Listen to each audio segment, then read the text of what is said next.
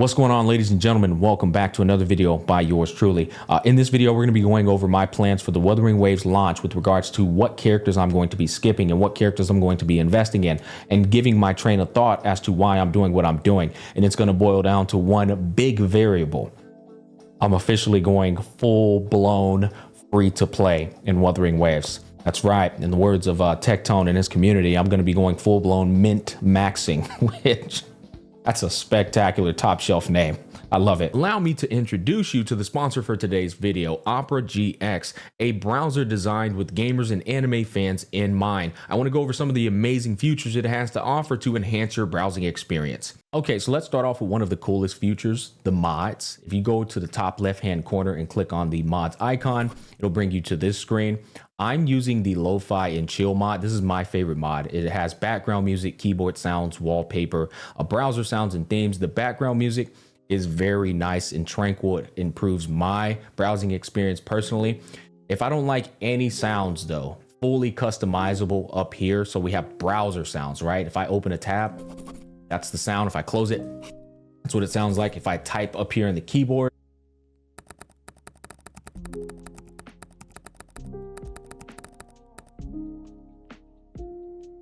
you know, we have plenty of different things to tweak with. I turned off the hover because I personally wasn't a fan of it, but it even has hover sounds. We can come back over here to the GX mods though, and again, I can click on configure and lower or turn off anything that I'm not liking to my preference. Now, what if you want a different type of vibe or a different type of mod? We can come over here to the store, and their store has a catalog of all kinds of different mods tailored to different games and animes.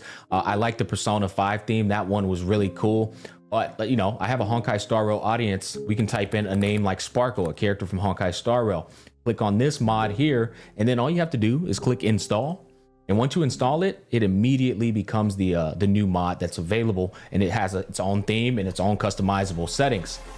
And now you have her in the background, which is really nice. So GX mods, in terms of vibes, aesthetic, music, trust me, you'll love it. Another useful feature is going to be Chat GPT, which, by the way, it's readily accessible on the sidebar at your own convenience. I personally like using it for title ideas for videos I'm making, or maybe I'm trying to reinforce an idea on a topic I'm covering, like why are players so addicted to gacha games? Another cool feature that they have is the video pop-out feature. So I can come over here to Netflix, pull up Blood of Zeus, which I look forward to watching this anime, click the icon right here, and now I can go back to what I was doing. I can even tailor how large I want it to be, and I can watch Blood of Zeus while playing AFK Journey.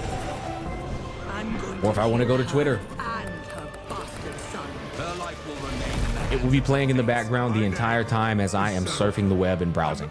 And the final feature is actually going to be a very efficient feature when it comes to transitioning from browser to browser. We come over here to the settings panel, click on synchronization, go to import bookmarks and settings.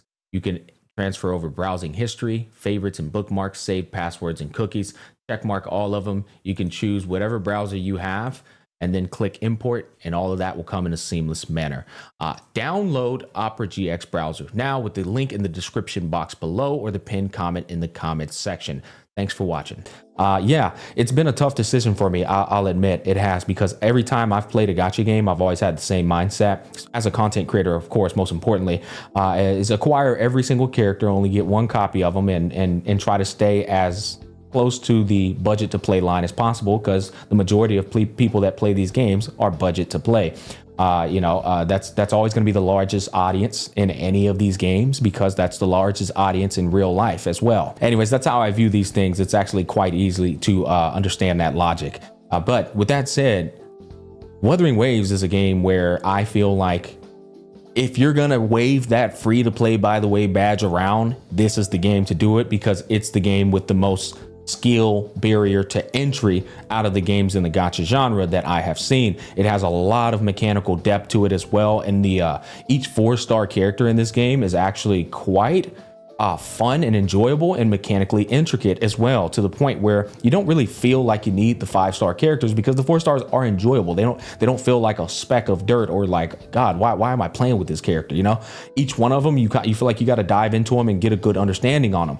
So that's cool. The incentives upon launch are absolutely insane. They set you up nicely as a free-to-play player. And yeah, I think all of that, it enables you to have a pretty nice journey to start off with. But apart from that, going back to that free-to-play experience, I've never truly experienced it. And a lot of people say it's very fun. Hell, my boy Tech has told me he's had the most fun being free-to-play himself. And I can easily see it. It's like, it's not an impossible concept to understand. Imagine this: you have very finite resources and you have to decide what's going to be more valuable with those resources you have available to you.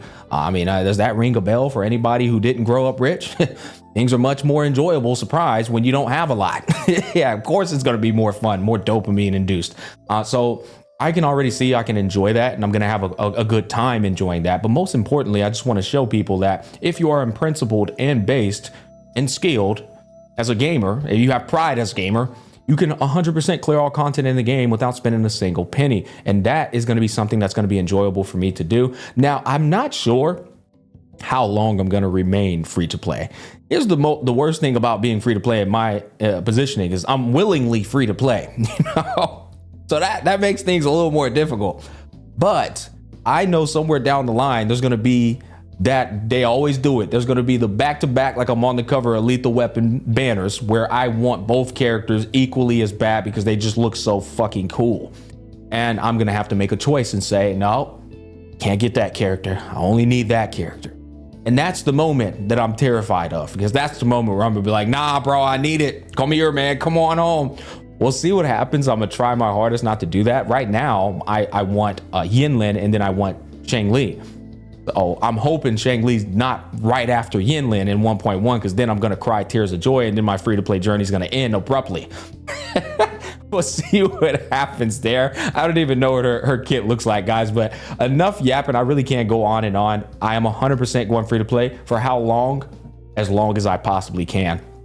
But let's look at this tier list I have concocted for you guys. That was one hell of a yap session. Okay, so at the top here, we have who we're going to be skipping or don't care to acquire. Right here, we're going to have my must-haves, meaning I'm going to go for them by any means necessary. We have the reroll plus the free selector, which we'll go over that as well. We have my must builds, meaning people that I'm going to build no matter what, because I feel they're going to be worth that investment. And then we have on the back burner, these are characters I'll probably end up acquiring as I'm doing pulls and playing through the game, but I don't feel the resources are going to be worth the investment for now. But that doesn't mean I don't want to play them. It just means I have to be smart with my resources. And then finally, we have, I'm just not building them. Could not be fucked to build these characters, just don't care about them. Or I think they just have no value or not worth the risk of investment. Anyways, let's start off with Verena. Yeah, so Verena, I'll be honest with you, not a big fan of the design. I think the design is, I just don't care for the lowly characters. Never have, never will. But her gameplay is great. Her gameplay is great. It's not that she's just a meta healer that can deal damage off field. She feels pretty dang good as well. She feels like that third character you can always slap on a team and rely on. And that is something that you cannot take away. For me, I really am more about the feel of these characters in this game. I don't really care about the meta, because this game is a react and respond type of game. And as long as you know how to react and respond and compute the mechanisms of the enemies, it doesn't matter how much stronger other people are than other people. If you're a beast, you're going to clap their cheeks regardless. That said, she is meta 100% for healers, at least that is, but she's also very fun to play, and picking her up is just going to set you up very nicely. Also, I don't want to play with Baizi. I really don't want to play with Baizi. So having that sustainer solidified to hold me down for quite some time, that is something that I can rely on. And she's fun, I'm telling you guys, she really is. Calcharo, a fantastic unit that I would have put in must build if I acquired. The problem is, guys, is I made the mistake of only playing Calcharo during beta, and I got burnt out with this guy's playstyle. I think he's fantastic. I think he's very fun, and I think anybody who picks him up and who loves Sephiroth is going to love him. And he's probably best in slot with Yinlin 100%. But I played him way too much during the beta, so I am okay with not acquiring him. Now, obviously, it's not really up to me if I end up getting him, but my plans are to go for this girl, Verena, and Jian Shin, who is my favorite character in the entirety of the game. If I get a Calcharo, I'm probably going to try and re-roll for a Jian Shin. That's probably going to happen. He's the one acceptable 5-star standard character, though, that if I do get him, I'll be like, it's fine, it's okay. Because I understand his kit profoundly. But I'm kind of numb to the enjoyability of it, is what I'm trying to say. Anyways, I'm skipping him if I can help it. I'm doing 3 rerolls because I made 3 different emails to try and get our next character, Kung Fu Panda. I love this girl. She's amazing. She's incredible. I have a peak guide dropping that's going to explain to you guys how to play her and how people have been sleeping on it. I just think people didn't spend enough time and they just couldn't figure her kid out. It happens. Tiny brain chronicles. I have a tiny brain sometimes with certain things. It's okay. But this girl is absolutely incredible. Here's the thing. If I can't get her on the reroll 3 times, then I'm going to select her with the selector. The plan here is to get one or the other and then select the other one down the line. Preferably, I would like to just get her with after I roll my 50 wishes on the discount at 20% off banner. But if I don't, she's getting selected 110%. So she's a must have. I have to get her by any means necessary. She's incredible. She's a sustainer. She can be your main DPS driver. She's bursty as fuck with Mortefi. And she can even be a support DPS with her 38% resonance liberation damage bonus given to the person who comes in after her outro skill. This girl's the most complete package in the game. And then her design is, I love that design. I'm a big fan of yin and yang. I love the concept. I believe in the concept. And then the black and white aesthetic and just how she looks. I adore this character. Full blown simping. Anyways, main protagonist, yes, and this is canon too. This is the girl. She looks infinitely better than the fucking budget Kirito design. All right, I'm gonna must build her because she's the main protagonist. You gotta must build these main pro tags in these kind of games because they typically are gonna have some type of character development and ability unlocked down the line. And so for me, that's a must build. She's also very fun. She has this slow mechanism that is actually low key kind of broken if you time it correctly with transitions and rotations, and she's pretty fun to play for the most part. Also, one of the Spectro units that you'll have, if you don't get her, she will be the only Spectro unit you'll have on your account. But as a free to play, most importantly, you have to build her. Like, it's just that simple. This guy, not building because I'm not picking him, and bro looks like a budget Kirito, and his design is incredibly generic and mundane. My boy, the Welt of Wuthering Waves, must build. The reason he's a must build is because I'm skipping Calcharo, and I do need another Electro DPS to pair up with Yinlin, and he is the only other Electro DPS in the game. He's also quite fun. Bro has a gauntlet playstyle. He also can throw down a freaking like totem pole that does damage while he's not even on the field or on the field. He has Electro Infusion. He's got some potential. He does a lot of vibration strength damage, which is, if you're a Honkai Star Rail viewer, that's similar to Breaking Shields in Honkai Star Rail. So he's going to be valuable for that. Breaking Shields in this game renders them like in a paralysis state where they can't move for a periodic of time. And that enables you to do a shit ton of damage. I think there's a lot of potential on this guy. He's a sleeper low key. I'm building him regardless though, because I don't want Calcharo. And yeah, that's that. Gian, the most broken character in the game.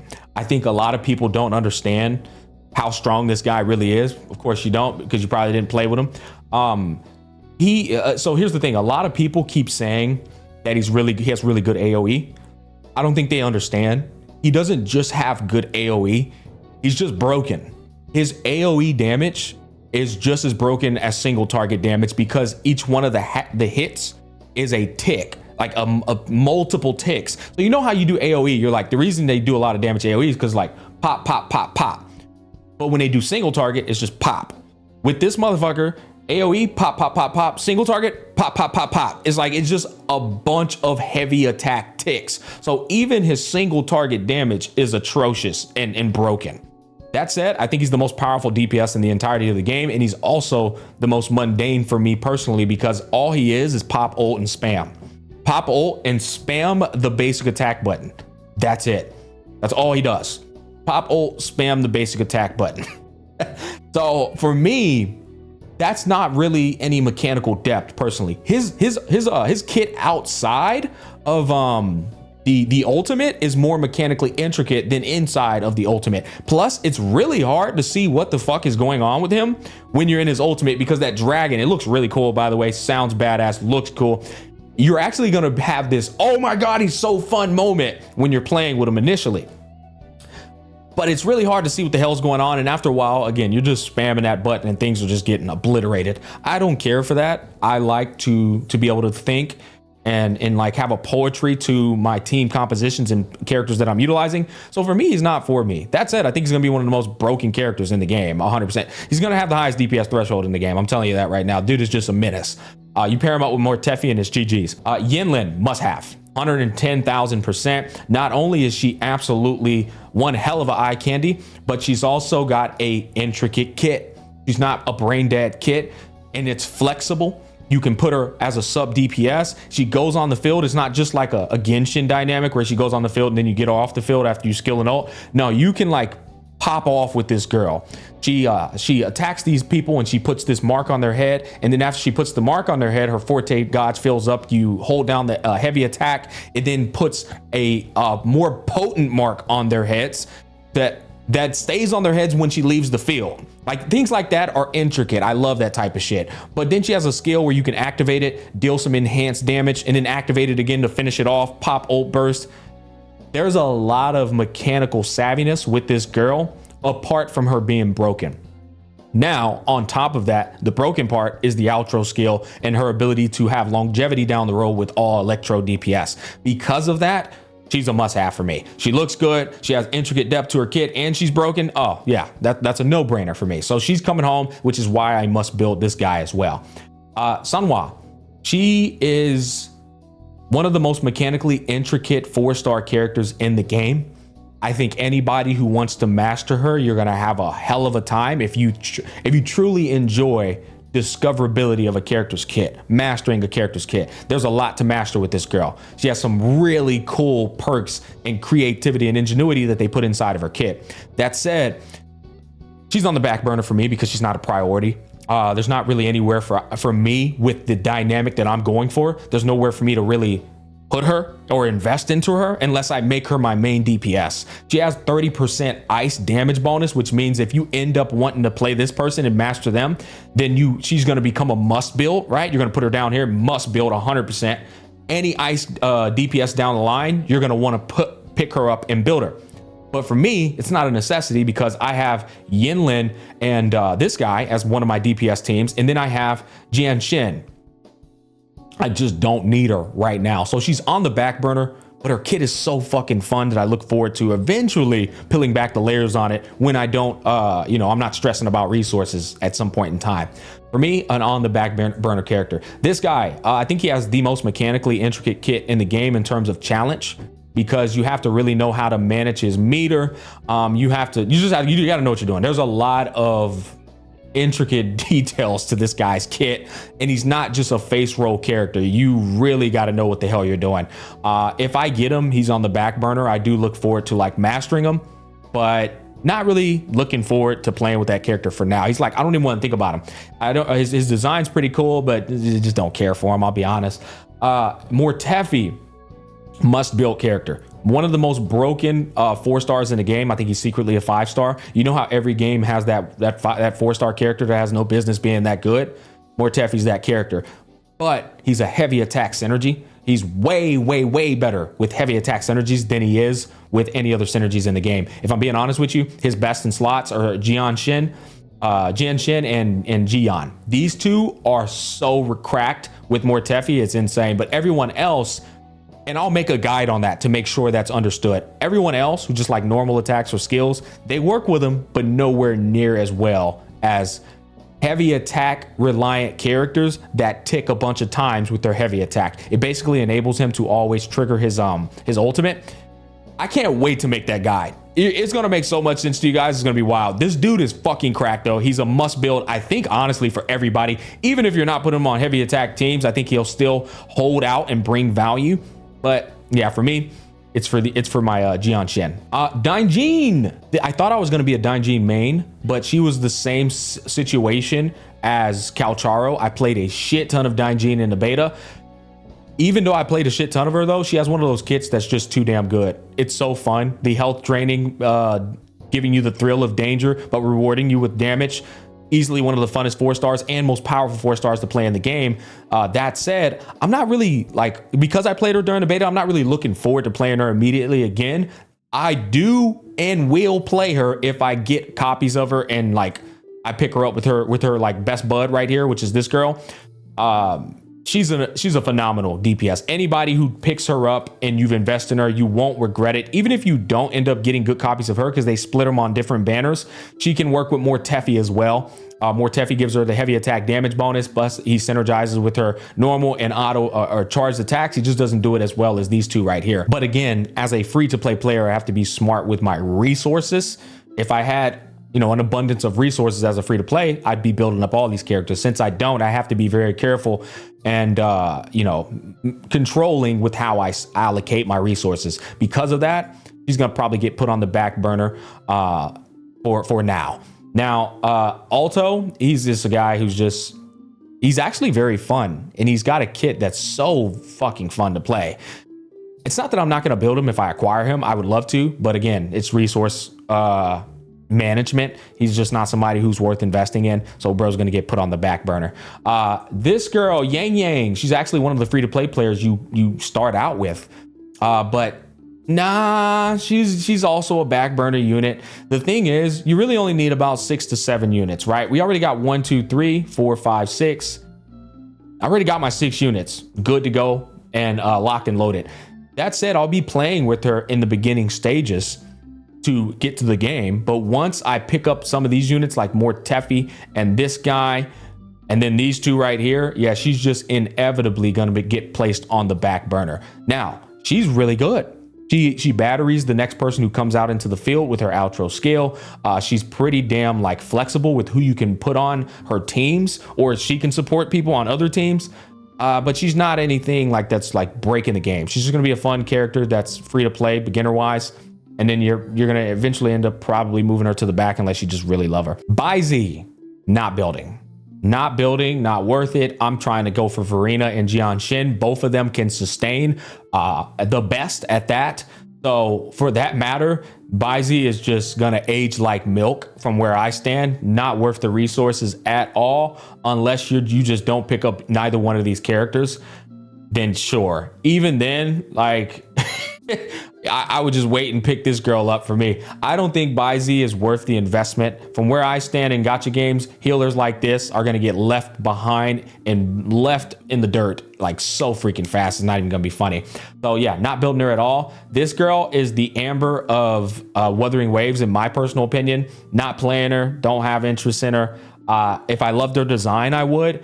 And the pistol playstyle, depending on, you know, the character, the pistol playstyle really has to be done correctly. It's done correctly with Alto, and it's done correctly with more Teffy. With her, I just wasn't a fan of it. I'll be honest with you. These two really fun pistol playstyles. Her, I don't really care for it.